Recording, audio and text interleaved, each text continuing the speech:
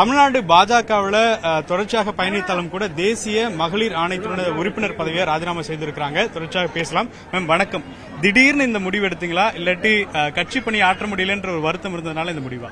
நிச்சயமாக அந்த வருத்தம் இருந்தது. ஒரு மிகப்பெரிய பொறுப்பு என நம்பி கொடுத்தாங்க. நட்டாஜி அவர்களும் சந்தோஷி அவர்களும், ஹோம் மினிஸ்ட்ரி அண்ட் பிரதமர் அவர்கள். ஆனா நான் கட்சி சார்பாக பணியாற்றணும்னு ஆசைப்பட்டேன்.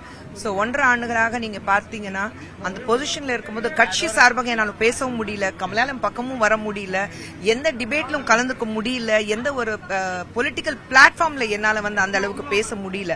மேலோட்டமா தான் இருந்தேன் நான் பேசாம. ஸோ அப்படி இருக்கும்போது நான் ஒரு பிஜேபி காரியகர்த்தா இங்கே பணியாற்றணுங்கிறதுக்காக தான் பிஜேபிக்கு வந்தேன். அரசியல் தான் முழு வேலையா அரசியல் இருக்கணுங்கிறதுக்காக தான் அரசியலுக்கு வந்தேன். ஸோ நான் ராஜினாமா பத்தி ஒரு கிட்டத்தட்ட 6-8 மாசத்துக்கு முன்னாடியே பேச ஆரம்பிச்சுட்டேன். ஒரு மாதத்துக்கு அது வரைக்கும் வெயிட் பண்ணுங்க சொல்லிட்டு இருந்தாங்க. ஒரு மாதத்துக்கு முன்னாடி நான் என்னுடைய கடிதத்தை கொடுத்துட்டேன்.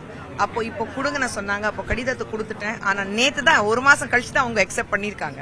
இப்போ தேர்தல் அரசியல், குறிப்பா நாடாளுமன்ற தேர்தல் நடைபெற்று முடிஞ்சு உங்களுடைய பெயர் இடம்பெறுமான்ற ஒரு பெரிய சர்ச்சையும் இருந்துச்சு. ஆனா அந்த ஒரு வருத்தம் இருக்கா?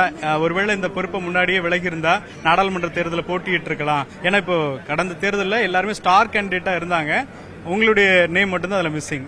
நிச்சயமாக கிடையாது. கட்சிக்கு எது நல்லது, யார் எங்க நின்னா அது கட்சிக்கு ஒரு மிகப்பெரிய பலமா இருக்கும். அது மேல இடத்துல எல்லாருக்கும் தெரியும். இங்க எடுத்த முடிவு நல்ல முடிவு தான். ஏன்னா எல்லாரும் அகாமடேட் பண்ணணும்.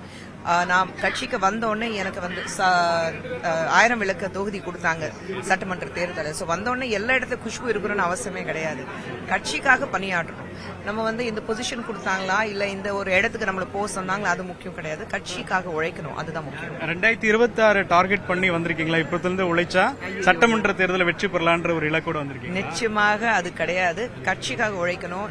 நம்ம பாரத தேசம் 2047 2047 எந்த அளவுக்கு ஒரு உலகத்திலே மிக சிறந்த நாடா இருக்கணும்னா நம்மளுடைய பிரதமர் இன்னைக்கும் காலையில உரையாற்றும் போது சொல்லியிருக்கிறாரு.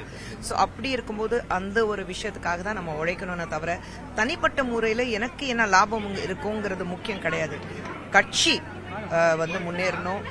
கட்சியோடைய நல்ல பணியாற்றம் நம்மளுடைய பிரதமர் எவ்வளோ ஒரு ஸ்கீம்ஸ் இம்ப்ளிமெண்ட் பண்ணியிருக்காங்க, அது எல்லாமே மக்கள் கிட்ட கொண்டு போகணும்.